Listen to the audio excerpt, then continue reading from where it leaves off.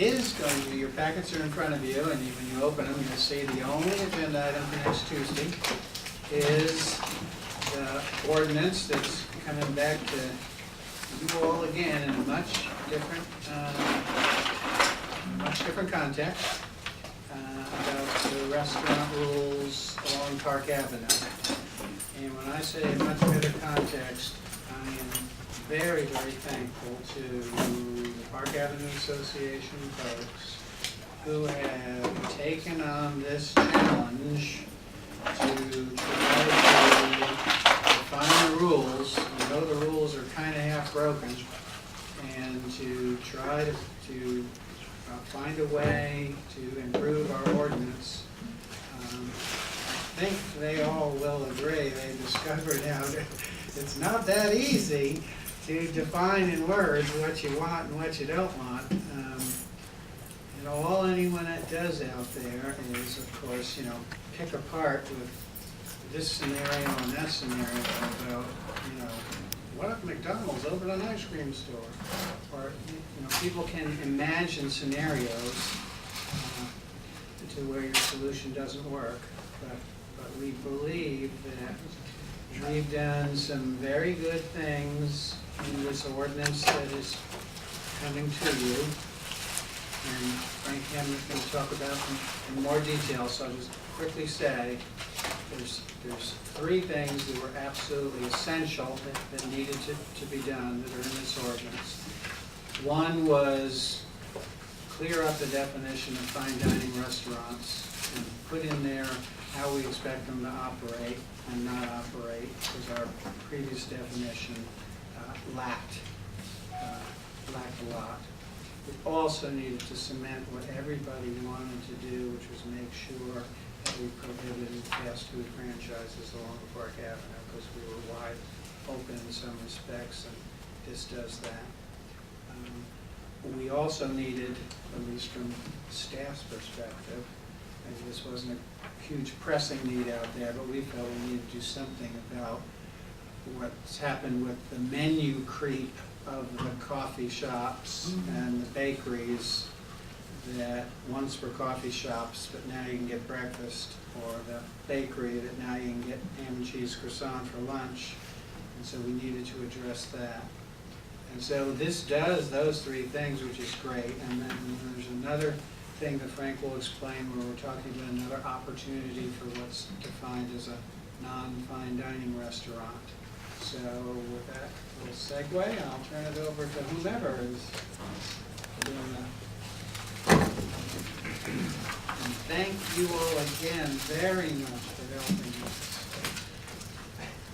Well, first let me say it was a very collaborative effort. This does not come from any one source. I think probably I'm the spokesperson because, I guess I'm the lawyer on the group, and I probably have more history with it.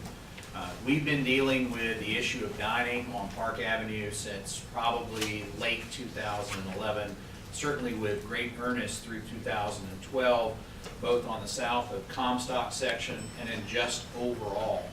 There's been a lot of confusion about what's allowed, what's not allowed, what should be subject to conditional use, a little bit of perceived favoritism among some of the owners, and also just what Jeff talked about, some places that started as coffee shops, but now you can go get subs and pizzas and everything else there that concerns the merchants, that might tend to conflict with their method of operation.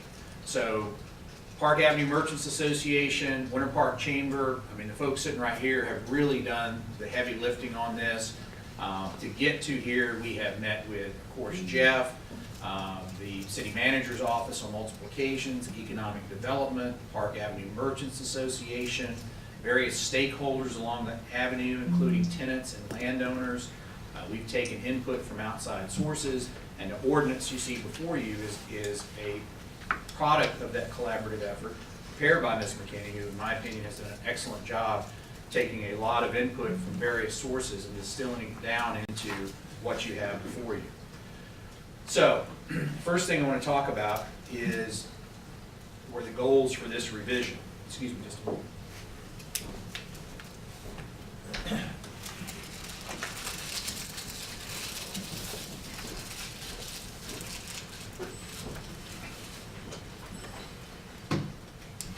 maybe, can we turn out part of the lights, Jeff, maybe make it a little easier to see? I did these in as big a font as I could. We had several goals, and some of these were goals that we started with. Some are kind of look-back goals of, as we got into the process, we thought, what do we want to accomplish here? First and foremost was to maintain the character of the avenue. That was an overreaching, overarching goal throughout. For the first time in 25 years, I think you've heard this more than once in the past few months, the avenue is fully leased up. So you can't really attribute that to an up and down cycle of, well, the economy's back, that's why. I mean, in 25 years, we've gone through several cycles of up and down operation of the economy. So what's working on the avenue? What's drawing these people in? Do we have a good balance of restaurants and retail and other things on the avenue?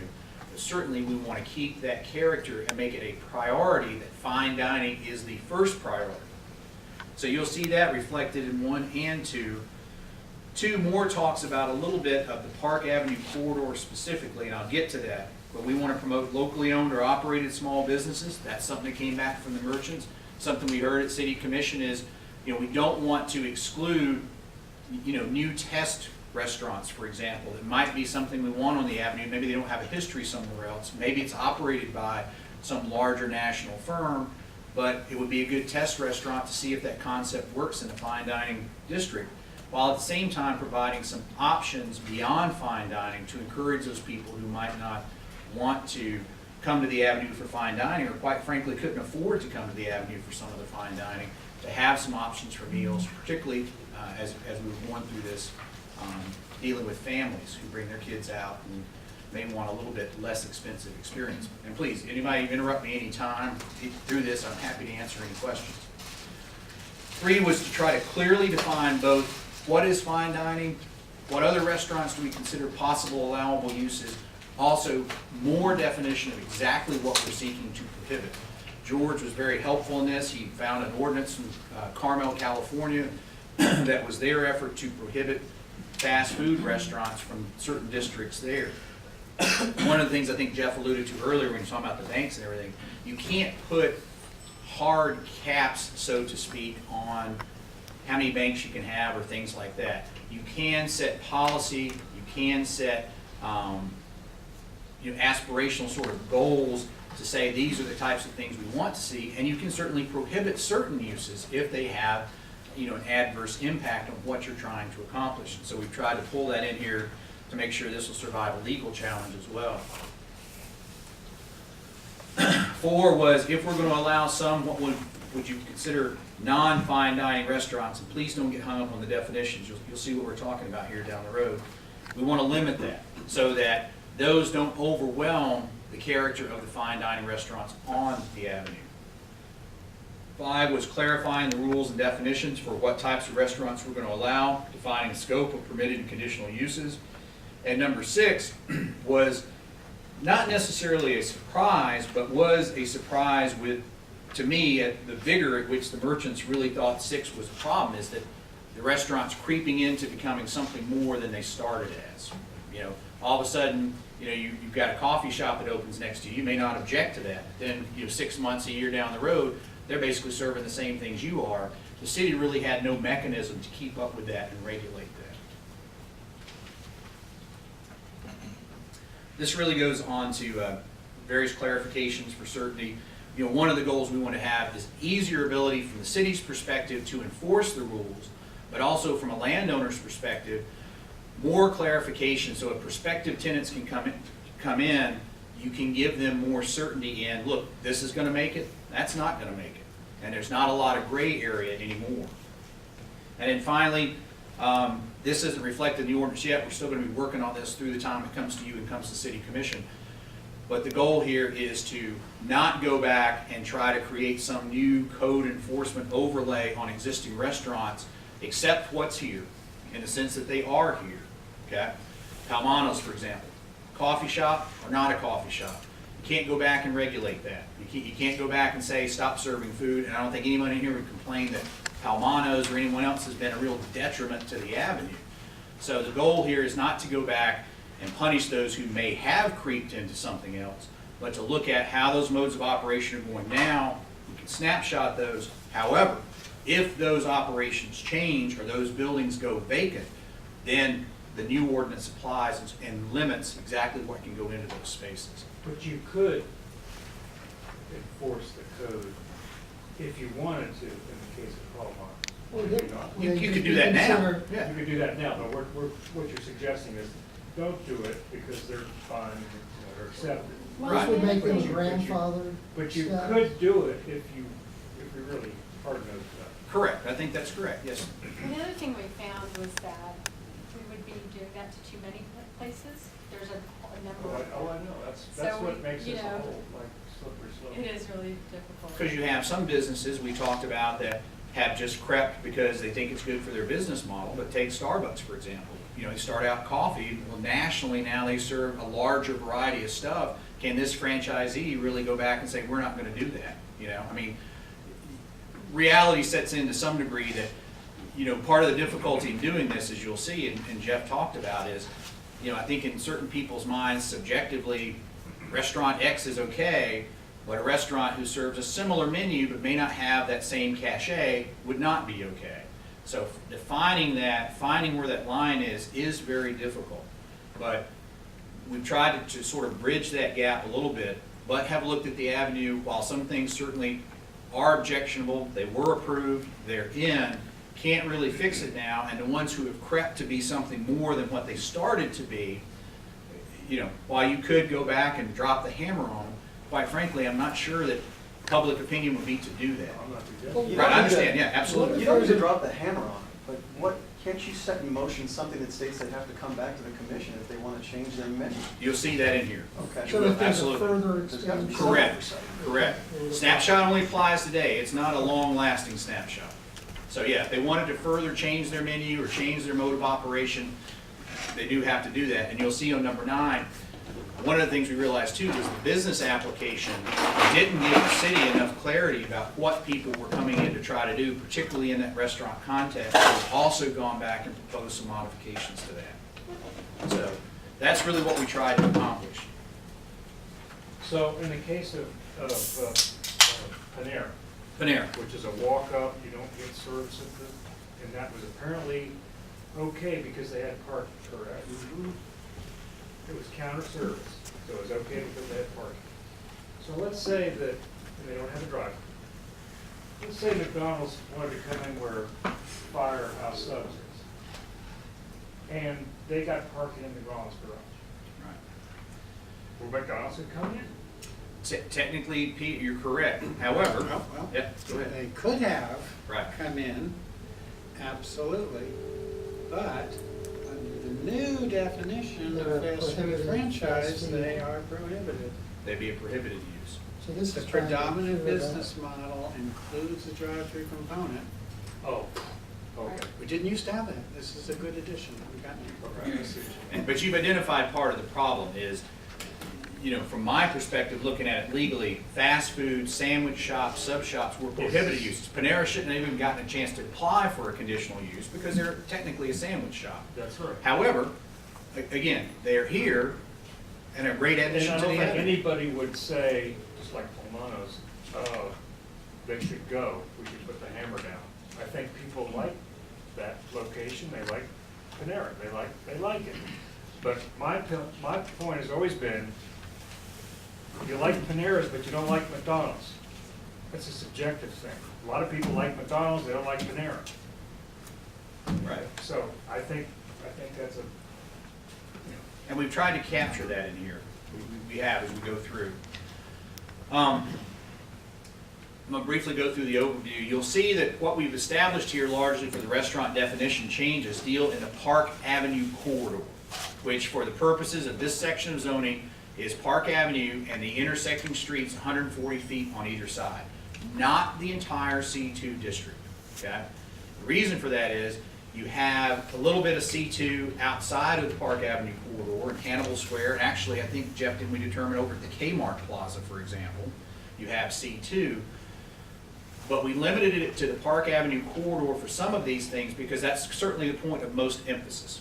Secondly, also, particularly with Hannibal Square area, it gives us some flexibility. So if there is something like a Panera, for example, just to pick something, that comes in later that we would like to perhaps have in the city, there is a location for them to go under C2 zoning, but not on Park Avenue or in the Park Avenue core. Does that make sense to everybody? And just so you know, the 140 feet is down to the Center Street alley. That's what that means when they say Down to Center 140th Street. Street. And then does Down it to go the to alley. New York, or is that too far? Well, and we get corresponding distance on that side, but just for frame of reference, what that number means, it means that distance. It's largely trying to capture that first layer of buildings along through there Right. for the most part. Then, we've added some new definitions in the proposed code. Fast food, as that's defined, will now be a prohibited use. Fine dining, we've tightened that up to add some objective criteria. We've created a category of non-fine dining, which would be a permitted use with certain percentage limitations that we will get to. And the coffee, tea, bakery, dessert shops, we've tried to establish something that will close that menu creep or scope creep gap to keep them from morphing into something else.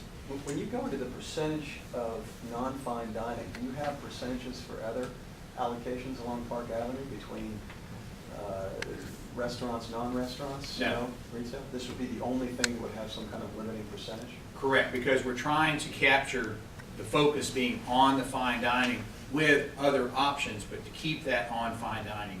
And I think you'll see, it's not just a pure percentage limitation. There is also some exception for existing restaurants to be able to, if that restaurant leaves, to go back into one of the three categories of permitted use as well without a percentage limitation. So I think I'll clarify that as we go forward. Can I ask one other Yes, ma'am. question? Well, you have a small, one of the things we're trying to do with Park Avenue is have a lot of non-chains, mom and pop, whatever places, to have to go through, they want to change their menu or just try and see if a sandwich is going to work and help their business. Is this going to be very onerous for them? It might take months for it to get through, and by then their business could be out of business. It should, I mean, Jeff can speak to that. From our perspective, when we looked at it, it shouldn't, because they're not subjected to the conditional use process again. They just have to give the city an opportunity to review that. Jeff? Yeah, I mean, what this is all about is really just not having a Armano's coffee shop. All of a sudden, they're installing pizza ovens, and all of a sudden, they've become something that they weren't before, a coffee shop at breakfast. Did they have That's- to get approval for those pizza ovens and stuff before they install them? Yeah, but it just has to meet the building code. So there has to be something in the zoning that says, can you evolve from just a coffee with breakfast to, oh, now you're something completely different? Well, how would you catch Starbucks from going from coffee to We breakfast couldn't. buns to sandwiches? We couldn't. Well, how are you gonna do it now? Yeah, because now they're gonna have all these. Oh, How are you gonna do it now? I can't even keep people from parking on non-park, it says no parking, they still, how are you gonna do that? Because now, We'll deal with that as we go their through. business Those are all good questions. application is gonna have to specify. Well, but I think what Yeah, but Peter's the saying application, is yeah, when just, they first start up, but like We're 3 years taking a down the road, yeah, snapshot we're gonna now. What we're if- gonna start serving sandwiches.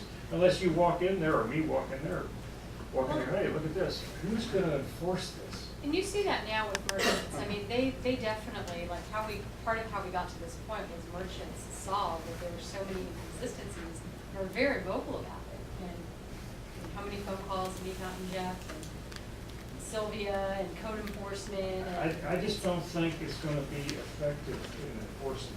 Like Well, I that would say, be a- I have an issue with people parking on streets that clearly are marked with no parking. They're down Lyman parking on the wrong side today.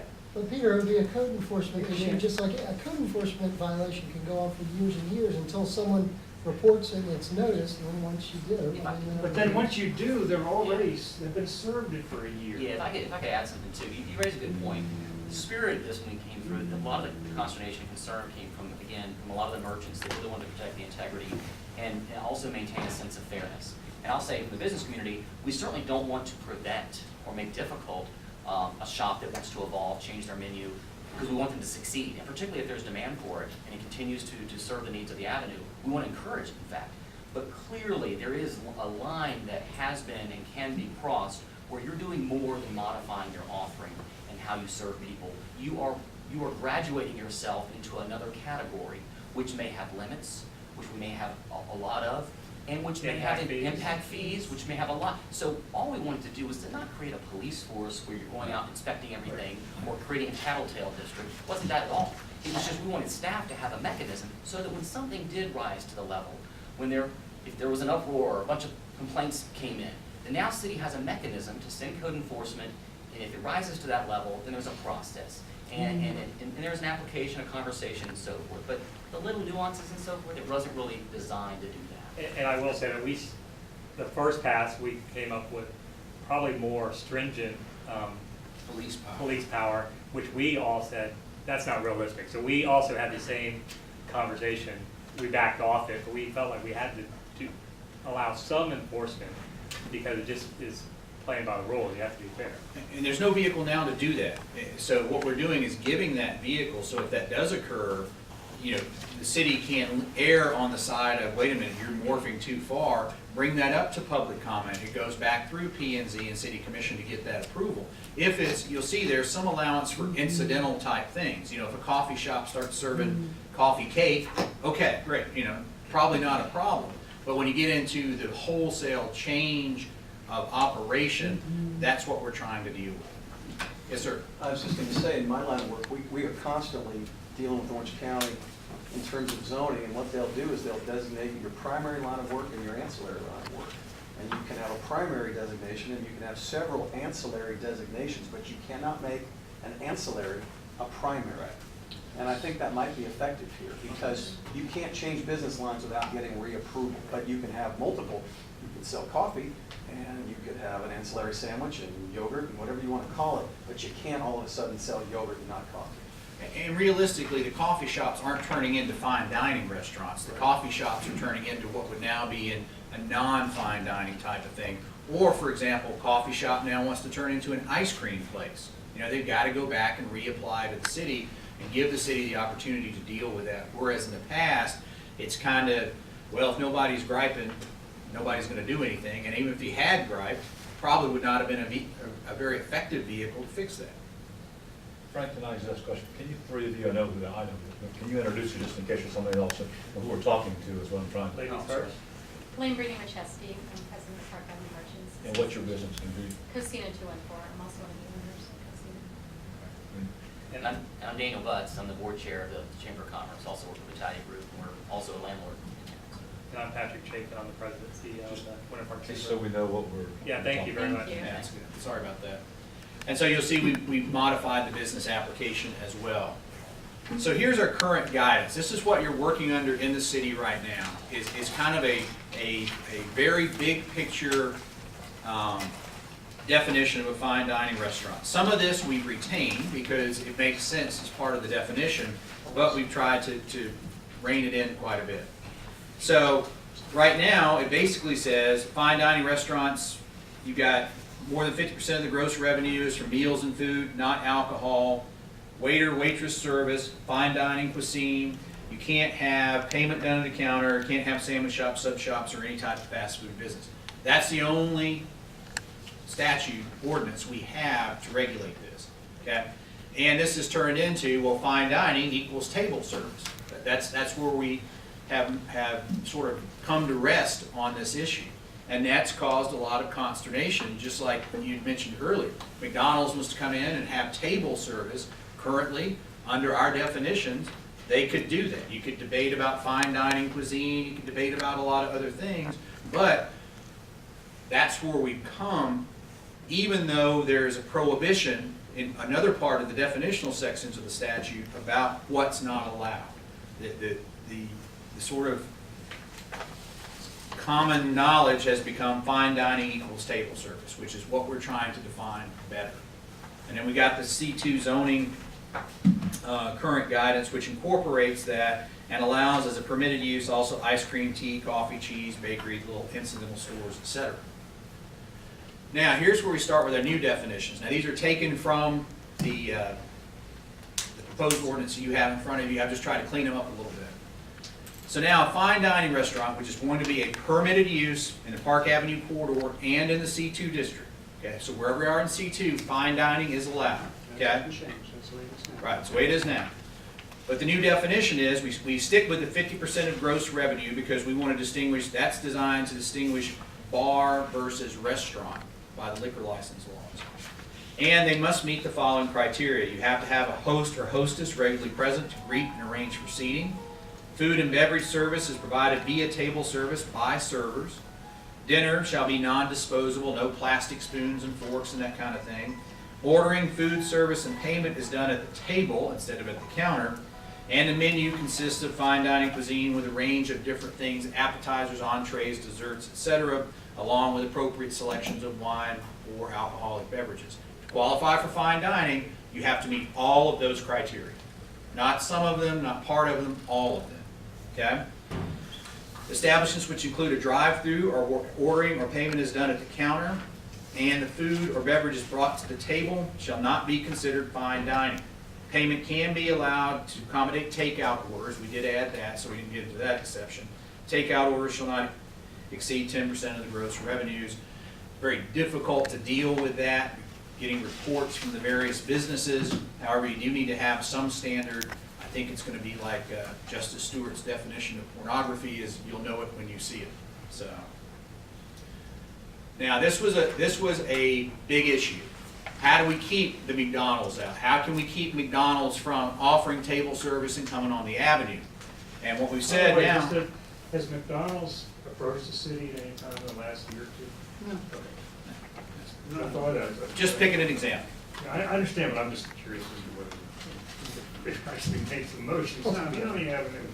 So a fast food restaurant will now be a prohibited use. You can't even come in and apply for a conditional use if these criteria apply. A predominance, 2 or more of these criteria apply. A predominance of locations offer drive-through service.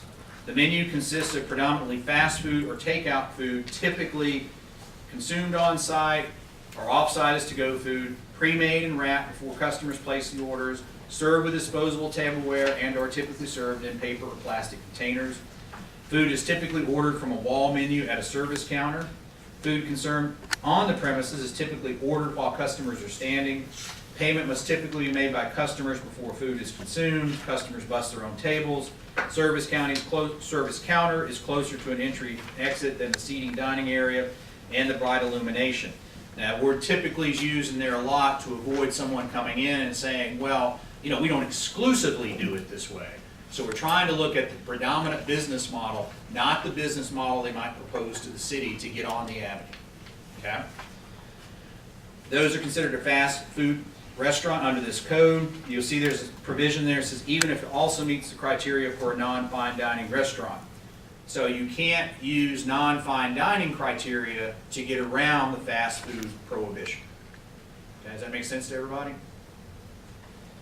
So this is developed again from the Carmel, California Code and prioritizes that prohibition for fast food. Is there anything around chains in here at all? Chains versus local establishments, or is there any control or, becoming an entire avenue of chains of restaurants? No, there's no Because they have prohibition more against. money and can afford it. There's no prohibition against chains because that's very difficult to define. How many restaurants do you have to have in your chain? More than one. I don't know. Okay. I'm making it up, but I mean, Well, has anyone else that tried to Well, tackle that? when I was on the commission, we had this before, we had the same discussion about clothing chains. Yeah. And we tried to prohibit, there were some commissioners who wanted to prohibit clothing chains. And it obviously didn't go very far. Right. I Because think that's hard to. I think that's gonna be a tough. The other problem is we had the first 4 rivers, and then it became a chain. So. That's right. Just if I could add on, Sure. from the legal perspective, we have to make sure that our ordinance serves a public purpose, as all ordinances have to do. And also that we have a rational basis, that's the standard for anything that we're trying to regulate. So rational basis is a pretty low standard, but we have to articulate in the whereas clauses why we're doing this, and it has to be for a legitimate basis. So whenever we create a regulation, we try hard to match that up with something in the whereas clauses to explain to the public why we're doing it, and that's what a court would rely on if they went back and looked to see if our ordinance is legally enforceable. And so what we have in there is we have a description of the unique character of Park Avenue. We have, we want to promote local businesses and things like that. So we have that in there, but we just want to be careful we don't go too far, make sure that it's legally defensible. Which is not only a preamble, but also is guidance to the commission and planning and zoning. If you're looking at a conditional use, what is that policy? What are those governing principles? What is that rational relationship? And I think that we had, if I'm not mistaken, looked at ordinances that had talked about prohibiting chains, and I think one of them either hadn't been contested or had made it, another one had not made it, had not survived legal challenge. My only concern is that you're, you know, you get to the point where you're a premium shopping street and you start to get premium rents charged, and you can only get chains that can afford to be here after a while and push out mom and pop, and we turn into the mall millennium. Well, I don't I think, the Park Avenue has seen an ebb and flow of that over its history. Yeah, It comes and goes, it comes and goes. Yeah, Now, yeah, we had, it's always been an issue. We have both things going on, that's true, but we also have the Lumas that are really non-franchised. We have the wine rooms that really aren't, there's something unique. So it's true, you don't want to, just like Peter's talking about the whole hubbub about the mauling, the shopping mauling of Park Avenue. Well, you got a concern about the food courting of Park Avenue, but we seem to have a variety, and that's what I think this is helping to maintain. right. We've had mall stores go out of business on Park Avenue too this year, so it's supply and demand. Part of it is who's going to patronize it. And the other part of it is you don't want to limit something. Let's say something starts, let's take Four Rivers, for example. You're like, you know, I don't know if that would be appropriate for the avenue or not, but a concept that you thought, wow, that was great. It opens in downtown Orlando, or one opens in Maitland. Go, wow, that's really great. Now they want to come to the avenue and you think, this is wonderful. Well, if you've got a definition of chain being more than one store, you've just prohibited it. So what we try to do is look at those criteria that typically designate the type of chains we would want to keep off the avenue and try to control it by those criteria rather than a specific call out. Okay? The next thing we worked on was the non-fine dining restaurants. And this was the one where we spent a lot of time with the Merchants Association going back and forth on this. There was a lot of debate about do we want to leave fine dining formats or not fine dining formats. And I think ultimately there is consensus among the Chamber, Park Avenue Merchants Association Board, and the stakeholders along the avenue that there is room for other than simply fine dining as we would all think of it. And so the quest became, how do we define that? And so we say certain other restaurants, other than fast food, which are a prohibited use, shall qualify for permitted use in the corridor. Now again, we're in the corridor, provided they satisfy the following criteria and do not exceed those percentages, which you'll see on the next page. Upon a patron's request, table service will be provided. There's visible signage notifying patrons of that availability. The menu consists of a variety of food options. We don't want just the wing house or something like that that could come in. You have to have a variety of food options: soup, salads, appetizers, entrees, sides, and desserts. Non-disposable dinnerware. Food items are predominantly freshly prepared on site rather than just the warming, microwaving, or final preparation of prepackaged items, and the tables are bussed by restaurant staff. Now, when we go to the remaining part of that definition, which is in the ordinance. Yes, Quick sir. question, is there a reason why that wasn't put in the definition section? We've talked about that. We may move that around. It may be more consistent to have it in definitions rather than in here. Right now, the way it stands is, we were trying to make this apply just to Park Avenue corridor, so that's why we stuck it right in here. We could move it to definition section, but then we'd still have to have something in here to restrict it to Park Avenue corridor as opposed to all of C2, unless, we envision in the future we might expand it if that's what the community wants, but for right now, we're trying to apply this non-fine dining part only to the Park Avenue corridor. But that question did come up, James, and Yeah. we're trying to figure out the best way to deal with that. Now we get to the percentage limitations. So the number of non-fine dining restaurants shall not exceed 20% of the available first floor storefronts on either side of any city block in the Park Avenue corridor. So on either side of Park Avenue, if you got 10 storefronts, you couldn't have more than 2 non-fine dining restaurants. Okay? Now that's subject to a further limitation of overall, those businesses cannot be more than 15% of the businesses in the corridor. Okay? And we looked at, there's a pie chart Patrick had one of his interns go around in a quasi-scientific fashion of, yes, that says this on the front door.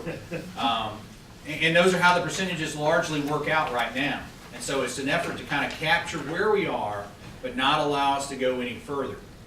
Now, if a restaurant, we also find, from landlord's perspective and also I think from the merchant's perspective, that while retail often gets converted to restaurant, if there's a conversion, and restaurant will become another restaurant, very rarely does restaurant go to retail, because there's already all the infrastructure, there's already the impact fees paid, etc. So for any place that's operating a restaurant currently, if that restaurant were to leave, another of the 3 categories of restaurant could come into that space, set the bar aside. Okay? You'd still have the percentage limitations on the totals of anything new, but for example, but you couldn't come in and put in if there's a non-conforming use now, you couldn't come in and put in another non-conforming use. It has to be one of the 3 new permitted uses. There's not a time limit on that. Should there be if it remains vacant for like a normal non-conforming use? That's already in. Yeah. We're actually hoping to possibly add that in, because in another section of the code, and I discussed this with Larry this morning because we brought up the grandfathering issue, there is a section of the code that talks about the 3 months. If you're vacant for 3 months, you lose that grandfathering option. So I think that would be a perfect place to add that in. Right. So Make it it's subject to that consistent. same limitation for every other class of zone. Because that's what the code already Right. says. We can just add in a Right. reference to that section here. Yes, George. How did you come up with 20% and 15%? Well, again, it's a quasi-scientific effort. We looked at the number of restaurants versus retail on the avenue right now, and the number of non-fine dining restaurants versus fine dining or restaurants as a whole. And these were the percentages in the discussions among, the focus groups that seemed to be the ones that worked the best, seemed to work out for everybody. Yeah, I can't give you an equation or a list or anything like that, but these were the ones. I think we figured on the 20, we were roughly at 21.4% right now, so we thought 20 was a good one. And I think on the 15, we were at, We're Well, at that- 7. Yeah, let me just clarify. We're currently at 7%, so casual dining of all the businesses on the avenue is 7%. The cap being 15% for the total avenue. But because of the 20% limitation of each block, it's literally, you could only add, there's only 7 more opportunities to add additional restaurants, because you can't exceed that 20% per block. Some blocks are already at their top, they're already exceeded the 20%. Some are, maybe one here, none there, one there. So even though it's 7% now and it's going to 15%, if I recall, it's about 7 more restaurants would be able to come on the avenue. out of 154, I think. 156. 156 And then where businesses. we came up with the 15 was if those 7 were to actually happen, then that would bump you up to the 15%. So let me so if I wanted to put in a Palmanos or a Barney's, can I do it, and where would I be able to do it? Is there any room for me to come in, and where would I be able to come in? Well, 7 million. Given the fact that this is That's a now- different question. Would they qualify is the first question. Right. Well, then answer that question for me too. Would they qualify, and what would I have to Yeah, I do? understand that, yeah. If they were to qualify, they would have to modify their business model to fit into one of these 3 categories. If they're going to be a non-fine dining restaurant, for example, if they want to be more than a coffee shop, they're going to have to meet all those criteria for non-fine dining. Okay? If they want to be fine dining, they're going to have to meet all the criteria for fine dining. If they want to remain coffee retail, in Palmanos' case, they would have to cut back on what they do to be able to fit into that category. Okay?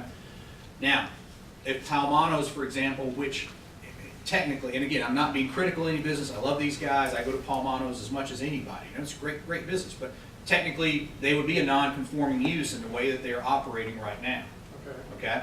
If they go out, you could not come back in and put that same model in that building. You could only put one of the 3 categories of new permitted uses in that building. Why are they not conforming? Now, they serve, they wait on tables Yeah, now. so let me, provide- I'm trying to understand this in layman's terms. So Yeah. if I want, suppose I want to come back as Palmaro's, how am I going to be different? Give me a visualization for this, okay? I know what that experience is now. Tell me if I'm now coming in under this ordinance, how am I going to be different? Just walk me through that. Well, go ahead, Joe. Well, you come in because you are Smart Coffee that just opened in the block to the south. And you are a coffee franchise across the nation. It's clear you are a coffee tea franchise. And you provide to us your menu offerings as part of your business application. And we see that you have, that your primary function is coffee, teas, etc. Your ancillary offerings happen to be one or two sandwich offerings. Okay. And so you fit within that definition then of coffee shop. You're a permitted use and you don't have to meet the 20% or 50%. Correct. That's right. You're just Again, the 20 and permitted. 15 only apply to non-fine dining restaurants. Mhm. Can I add something to that? Yep. If they wanted to offer more than just the coffee, like let's say they wanted to come in, they can't actually fit this non-fine dining requirement, and all they would have to do is just have visible signage that says table services available. Okay, but now If they suppose I do want to this- throw a function for a political candidate running for mayor, I want to do a wine, can I offer that under this situation? Yeah. We Okay. allow those kind Okay. of wine Okay. tastings and But I special couldn't go events. beyond that, okay. And the reason Palmaro's is non-conforming is it's walk-up service. You Well, order from a, The reason they're not conforming now Well, it's 'cause they is because they're expanded and- supposed to be a coffee shop, and yet I can get breakfast or lunch. Now they're getting legalized in terms of principal and ancillary. As is the They case with actually- Barney's, correct? I mean, they Yeah. would also be a non. Well, actually, so number one, upon patron's request, food and beverage service shall be provided via table service by servers. They both offer that. It is available. but it has to be clearly marked. Right. Correct. There's So gotta be that's what they would visible have to signage. do. It's a very minor change. So they would fit this. They could fit it They if could. they applied to be that. But right now they've applied to be a coffee shop, Right. and they're not a coffee. Some would argue they're not a coffee shop, they're more than just a coffee shop. It's kind of ironical that the businesses that I guess it's just philosophically how you That look you at life. patronize. The businesses that I look at on the avenue that are drawing the greatest sense of community are the businesses that you've identified as being non-conforming and don't really want to have in the avenue. I No, find no, that's Well, I not mean- correct. That's not correct. It's not, no. Is we're not saying we don't want to have them on the avenue. Well, What we're they're not saying is conforming. if you try to go back and layer some rigid code enforcement interpretation on them, it would be very difficult to find a category, even now, where they properly fit. But you're No, constricting. no, but this- And are But you, you're are you constricting. there because it's a coffee shop, or are you there to get lunch? I go there as a third place, as a sense of community, because it's a coffee shop. Right. So we're not limiting them as a coffee shop. What we're asking in the future, they'll be fine regardless, but in the future, if you're going to be a coffee shop, which we encourage, to your point, Right. we welcome, we make it easy, say you're a coffee shop. But as soon as you start doing something that gives you an unfair advantage by not paying impact fees and this scope creep and becoming something more than what you said you were going to be, we're just asking you to re-identify yourself as what you have become. So I think, I don't know where you got the impression we were trying to limit those third places, that sense of community, because we're not by any means. And we all love this The one. goal here, Bob, is to find a better definitional matrix so we can define these places, get them properly categorized, and avoid a little bit of the subjectivity that kind of creeps into the process, and two, avoids what I would consider, I'm not a merchant, I would consider kind of an unfair competition. You know, if I see a coffee shop down the street, I may welcome that, but now you're starting to serve pizza, and I serve pizza, well, now you become my competition. You know, so, but nobody's critical of any of these businesses, not at all. We realize, and in fact, we've talked ad nauseum about having that variety as part of what makes Park Avenue so great. But when you try to codify that and really find something that makes a fair process for everyone, merchants, landlords, businesses, the whole deal, it becomes more I guess difficult. it's just, and I don't want to split hairs, but I mean, what you identify as scope creep, I look as a positive situation, because I look at it as businesses that are testing the market and organically kind of growing to see how they fit within the situation, rather than maybe violating, So I mean, I look at the avenue as being an opportunity for entrepreneurial businesses to come in. I mean, that, if you look at the history, and this gets to what, Ross's comment earlier, the small dress shops, what does this do in terms of stimulating that type of entrepreneurial spirit, that kind of testing and checking, of the marketplace? So it's just. I'll come back to that. And I'll just add- You should have to, every time if you want to expand just a little, as you said, to test. You don't want to come in and have to get all of these, run it by the city. You just want to put a few sandwiches out there, see if it's going to work. If not, stop it. Well, to me, I use the example of Palmero's. If we all recall, 15 years ago, Palmero's was a sandwich shop in the back in the courtyard. And then they purchased that, I believe I'm correct, I don't know, but they purchased the building that was front, which gave them access to Park Avenue, which allowed them to change from, to me, the sandwich shop and serving dinner in the back to where the coffee shop allowed them to have the tables out on Park Avenue. So I mean, using the example of anywhere on Park Avenue, if a restaurant buys the business next door and wants to expand their restaurant into that, will they have to come back to the guidelines and go through it all over again? Or is that just expanding their business to be bigger, which is to me what Palmero's did? They went from the sandwich shop in the back to the rest of the coffee shop in the front, which also gave them table service. And then now they can serve food at their tables. So they've combined all three, or is it two different companies? I mean, is it still one? I mean, I don't know if it's one in the back or one in the front. And I think one of the things we're forgetting in the discussion here is sort of the discretion of the police power. I mean, part of what we have to do is put the faith in, city staff, planning and zoning, and city commission, not to say, hey, now you try to throw a couple of sandwiches out there and they've got to come through a whole new business application process. There has to be a rule of reason applied to that. But I think the merchants would all agree that there's a whole big difference between coming in and offering maybe some coffee and some breakfast sandwiches to offering full-scale lunch service with pizza and subs and all that stuff. You're no longer a coffee shop under the definition of a coffee shop. And let's take it one step further. Let's say Palmanos decided, I'm going to get out of the lunch business. I'm going to start serving steak dinners. Okay, I'm going to start serving surf and turf and lobster. And I'm going to become a fine dining restaurant. Okay, and they just morph into that, right? No extra payment of impact fees. Now you've got a restaurant across the street from what is an established fine dining restaurant that now has competition it did not anticipate. Okay, so we're just trying to deal with that situation. Now, as far as an entrepreneurship, from a landlord's perspective, the people I represent, one of our great difficulties is when tenants come in, what can I do on the avenue? Well, you got to give table service. Well, these guys don't give table service. Well, they had parking. Well, show me where that is in the code. Well, I can't really, So what we're trying to do from that entrepreneurial perspective is make it easier for that person to understand, hey, here's your checklist. If you can't do this, you can't get on. If you can do this, then you're going to be a permitted use.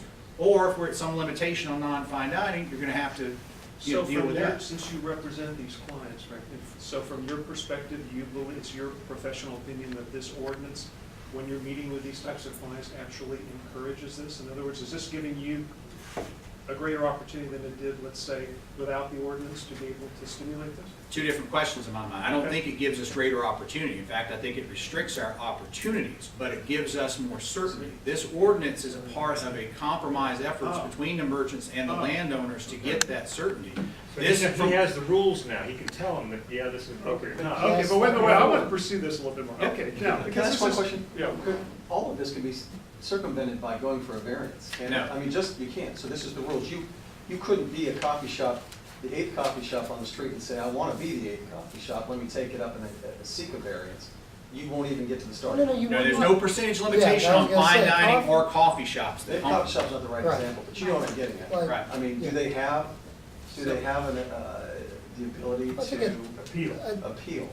Well, you always have the ability to appeal any decision of the city. I mean, you can go to court about that. But what we tried to do, and Robin's very good efforts, is to try to craft an ordinance that severely limits that and makes it very clear that we not only have the correct policy and rational reasoning to have this ordinance, but also provides clear, fair criteria for those people coming in.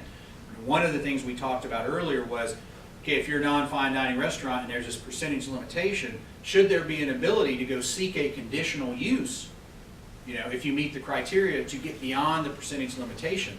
And the feedback we got both legally and from all the stakeholders was, we really don't want to see that. We don't want the exception to take over fine dining. Okay, but again, getting back to your point, so from your point of view, this creates certainty in the marketplace given the players, but also in your opinion, it actually is acting as a disincentive for people with an entrepreneurial spirit to want to come into the avenue. Is it? I wouldn't agree with that, Bob. I would say if I'm an entrepreneur, You and just I've said got, it discourages. well, no, I'm saying it limits the number of opportunities. I can't go out and potentially get a fast food restaurant to modify its plan and now be able to get on the avenue. Right. But if I'm an entrepreneur, and I'm going through this right now with another business I own, I've got a limited amount of capital. Right. I don't want to waste it on lawyers, redefining plans, redrawing stuff, and wasting time with the city trying to convince them that I'm right. Exactly. If I look at this and I go, I'm dealing with the city of Castleberry personally, I look at their zoning code and I know what I can and cannot do in this particular circumstance, so I save my money to do what I need to do and do it the way that's going to be required by the city. Well, see, and I agree, you know, push aside, we're not gonna have fast food restaurants on the avenue, but, you know, you're just, you know, that's where the action is, in that interplay, okay? And what you're basically saying is that kind of action couldn't happen on the avenue with implementation of this ordinance. You would have to have that kind of action up in Castleberry or somewhere else where there's a great. I think Or that somewhere gets- else in the city of that Winter gets to Park. the point of the whole thing, no fast food on Park Avenue, that's what I've been saying. Exactly, I mean, That's, we you know, have. and yet everybody likes to go to Paneras. Exactly. Paneras would not be allowed under this Right. ordinance. Okay. I mean, not, Panera, and I think that's wrong. I just believe we have a lot of, I mean, again, I believe there's been a lot of homework, a lot of good, you know, lawyering on this whole situation. But I mean, let's get pragmatic about it. We know the things that we don't particularly want to have. I feel like we've got a safety net here of what we do or don't want to have in the community, okay? And then we're kind of splitting hairs with all these like different nuances. I think what we do want to have is, I'm very big on this, and I think a lot of people would support, I'm big on having an entrepreneurial sense to try a business. I mean, you already answered your question. Four Rivers couldn't have come in here. In its original business model, it couldn't have come in here on the avenue. We have a lot of opportunities happening here in Central Florida. To me, that doesn't make a whole lot of sense, okay? If you can't offer something that's something like, let's say, like a Four Rivers, and then look at the demand for what fine dining is. I mean, there's research out there, I've got to believe, that this is a dwindling kind of economic sector. I mean, you know, in terms of who's driving this demand, who can afford to go. I'm not saying we're not going to continue to have that, okay? But where all the action is specifically in what Frank is doing, for example, right there in that area, that sector that we were just talking about. In the non-fine dining? Well, I think this, you know, I think there's an entrepreneurial spirit among a lot of people, mom, pop, you know, pop type of businesses that have got a great menu, a great business plan, a great opportunity, would love to come on the avenue, but could they come, you know, given the context Well, of this? let me add, You know, would they be able, listen, would they be able to take their menu, test it, you know, refine it? I mean, that's what business is all about. And I feel when I read this stuff, I get really tight. I feel very constricted in terms of what I, you know, see to be potentially some opportunities. The advantage that we've had is literally 3 months of going through the exact same conversation. So what you're feeling is normal, first of all. Second of all, what we're asking for is feedback. We're not advocating, we're not saying this is exactly what we want feedback. The challenge has been, I think everyone would agree we've defined fine dining well. Now we know what fine dining is. We've defined fast food well. We know what we want, we know what we don't want. That middle part it has been the challenge. We don't want fast casual, at least collectively the people we've talked to, which is the Italios or the Chipotles where you walk up and you do that. We want to we want to notch above that, and that's how we've come up with this definition of non-fine dining.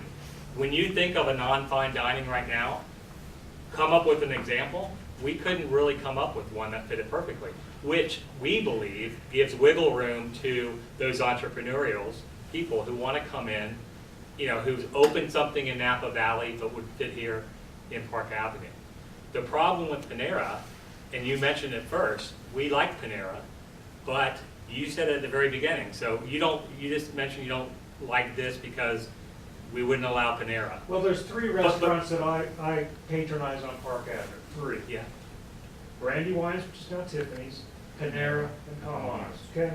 So Palmadas is a Okay. coffee shop. And I would think that if you did a demographic study of residents who dine on Park Avenue, they're not gonna go to Luma every other night. But your point was Now, Panera. this is a tourist attraction area, and that's another issue. But you correctly said that if you let Panera, you can let Einstein's, you can let McDonald's. If there's a magic wand to fix that, then we're all for it. That's right, because you can't. So You can't do that. So we've erred, I believe, on the more conservative approach. Rather than not saying anything and letting McDonald's and Einstein and Five Guys, we're saying, you know what, we'd rather sacrifice a little bit and be a little bit more conservative so we get a notch above Panera next time. I mean, that's the logic. Would BurgerFi get back in here? BurgerFi would get in under non-fine dining restaurant if they operate their business the way they have told Jeff and them that they are going to operate their business with table service available, et cetera, et cetera, et cetera. And that's one of the things, sort of, when we asked around and talked to people, that was kind of the floor. BurgerFi, under the model that they said they were going to operate on, is kind of about as, for lack of a better term, as far down as we want to go. But you've got two choices. You either craft an ordinance that's broad enough to allow some things you don't want, or you craft one that is narrow enough that you're probably some things you would like may not get in. And particularly from the merchant's perspective, their view was we would rather have that conservative approach. And again, it's a compromise. Look, if I'm here just for me, for the landlord and property owners, man, I am 100% on board with you. And there are studies like that, but we've got to find an ordinance that works for everybody. And quite frankly, trying that approach, Bob, has not gained favor with either planning and zoning or the city commission. You know, and get to Peter, the ones that I know that I enjoy going are Barney's and El Manos. Not necessarily, I mean, it's affordable, it's a great setting, and I'm not necessarily drawn there, particularly for the menu or anything. It's just the ambiance and the setting, and it's an opportunity to connect, you know, whether it's with a student or a client or whatever. You know, we need to have more of that. You know, rather than something, BurgerFi is a singular use. I you think know, and- Barney's could very easily, with minor tweaks, Right. qualify under non-fine dining. They already do, actually, Yeah. with their current change. And Yeah. even with the percentage we have in there, we're saying we would double the amount that we currently have. Right. So it's really not a limitation. We would have double what we have right now. Right, and if there's some concern about, you know, the Italios and more BurgerFis, well, maybe the way you're trying to limit the amount of frontage, I mean, like, would you put another BurgerFi type restaurant in that section? Like, I would not think that would be a good thing to do, you know, maybe you wouldn't want to have all that. And most parking leases frontage. have some prohibition in, says you can't put in another restaurant like my restaurant in your section. Exactly, so. you know, because I don't think it's inherently, there's anything really wrong with that. That's kind of self-regulating. But And I just want to add, I'm going to sit down, is that, because I think it goes to the testament of the collaborative conversations happening. You know, Frank's tenants wouldn't, if after this, Firehouse Subs couldn't come. BurgerFi, without what they're supposed to, you know, what they were doing 2 months ago, wouldn't be able to come on the avenue. So there's been sacrifice all the way around, and it's been pain, we've all shared a little bit of pain versus, you know, having a Firehouse Subs on the avenue. So that's kind of, if there's a better approach, believe me, we're all for it. Well, the problem with fast food and fast casual is they are not sustainable uses because they don't keep people there. I'm not gonna go to Firehouse and sit down with somebody for an hour with my laptop and start going through and looking at stuff. It's in and out, it's like the banks, in and out. That's not what we want to try to create on the avenue. We want to create an opportunity that sustains that experience for a period of time. And keep in mind, everything that's here stays here. We're not going to go back and start cutting off our nose to spite our face. And as Lambrini pointed out, there is room right now on the avenue for 7 additional non-fine dining type restaurants to fit that very model of what Barney's is doing, of what Palmanos is doing.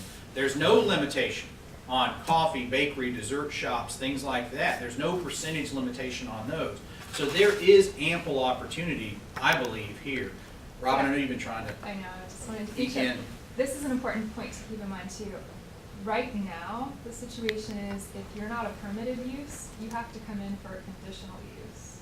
And so that's a very arduous process, I would think, for a business owner. I'm not a business owner, but It is. I'll defer to them. So there's this whole process that these restaurants have to go through, and all kinds of conditions can be put on, and we don't have the discretion to deny them because it's a conditional use consideration.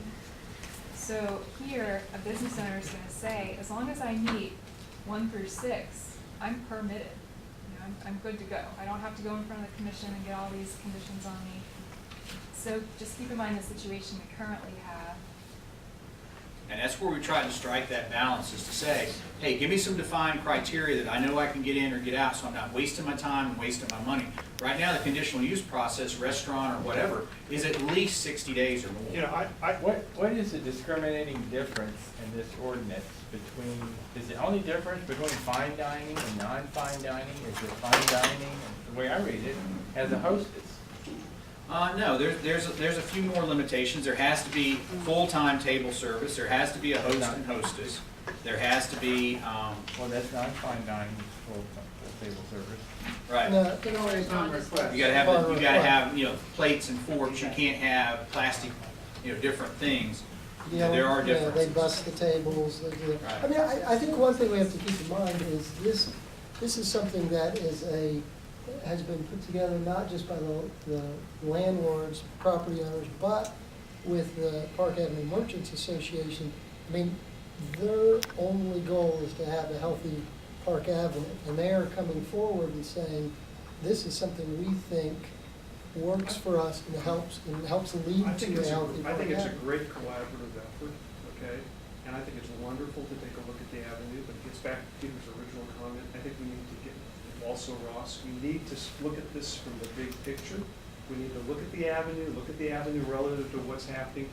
Look at all that's happening now down 1792 and the potential that's going to be improved. I would like, as a P and Z group, to see more pedestrian. Now that 1792 is becoming the new hotspot, and these are the kind, you know, we need to be thinking about those kinds of things. Well, and I understand that, and I think, you know, when we say look at it, the big picture, I mean, we are looking at the big picture of Park Avenue and restaurants on Park Avenue, and this is something that's been being debated for, I mean, ever since I've been on planning and zoning board. I think if you were to look in the data, and you were to look at the demand for fine dining, which is driving this whole thing, let's get Steve Boyd, okay? I think you would find that that's possibly a diminishing sector. You have an emerging population of people that are in their 25 to 30-year-old age group. Is that where the demand is? Their demand is to be connected with other people. This is the group that doesn't want to drive cars. Okay, this is the group that's going to be getting on some And yet, when rail. you walk down Park Avenue, you see lines at Park Plaza Gardens, Yeah. or it's full, Lumina's full, Right. all the fine dining are full, but I don't know whether they're full of residents, or Right. maybe they are, I don't know. Right. But if you look at the Park Plaza, bless their heart, I love them, you know, but the majority of it is quite more of a senior population. I Senior mean, population. those are the folks that are, you know, out there. So I mean, I think we have to look at, you know, Now, can I just define fine dining? I mean, it's fine dining is also casual dining, so 310, Brandywine, Park Plaza, it's not just Luma and Right. Prado, it's Panulos, all those fit fine dining definition. I always say this at 1:30. Oh. And I try to Yeah. be respectful of your time, understanding that you all are working. I hope we've accomplished some good things here at the work session. It will be on Tuesday's agenda. We'll end it, but it has been our policy because people have jobs and need to get back, so. Well, Can I have just a minute to go through the business application, if you don't mind? Just real quick, and I will not take more than about 120 seconds. I'm gonna skip over coffee and tea. Really, the only changes here are better definition and to try to eliminate some of that scope creep. And then we've looked at the business application and have changed that to add a attachment regarding restaurants, since restaurants appear to be the issue. We've proposed a change to this to say that you have to fill out the type of restaurant you're applying to become per the code. You have to designate under coffee, bakery, etc., what you're applying for. Now, the way the thing reads, it's just like, I can't remember, but there's not even a restaurant definition. You put in other and put in restaurant. There's not even a restaurant categorization in the business application. So we're trying to clarify that more And then provide a copy of proposed menu, building plan, operational plan. That, quite frankly, is already the case. And then have an acknowledgement in the business application that you've read and understood that you have to meet these criteria, so we avoid this issue of, well, when I applied, you didn't say this, or that wasn't on my plan review comments, so why do I have to do that? I didn't understand all that. So there has to be that acknowledgement now, but those are the principal changes to the business application. And again, if you have comments before the meeting on Tuesday, I mean, please get them to me, get them to Jeff, so Jeff can get them to me. I will share them with everyone that I've been working with, and Robin, to make sure that we continue this collaborative effort. But I assure you, this is not, if the merchants had it their way, you'd have a different product. If the landlords had it their way, you'd have a different product. There's been a lot of very productive give and take, and quite frankly, I wish everything in the city could work this way. You get, open-minded, good-intentioned, smart people together to work these things out. And, I think it's been a great effort. It's been one of the best groups I've ever worked with. Great, and I want to thank Frank and you guys for coming. And I'm available Yeah. to come meet personally between now and Tuesday, Yeah. pretty Because I much think the anytime. goal is, we've all seen this, if there are any changes proposed before then, if you could just email those around before Tuesday's meeting. And this is the only thing on the agenda, so we have time to discuss it further then. So, that being said, and then maybe at the end of our meeting, since that's the only thing, we started off today's meeting talking about looking, using work sessions and all that stuff. Let's put that on maybe at the end of tomorrow or next week's meeting. We can talk about that a little more. Great idea. Cool. All right, thank you. Firehouse down the avenue. They're gonna have waiters and waitresses on the stage.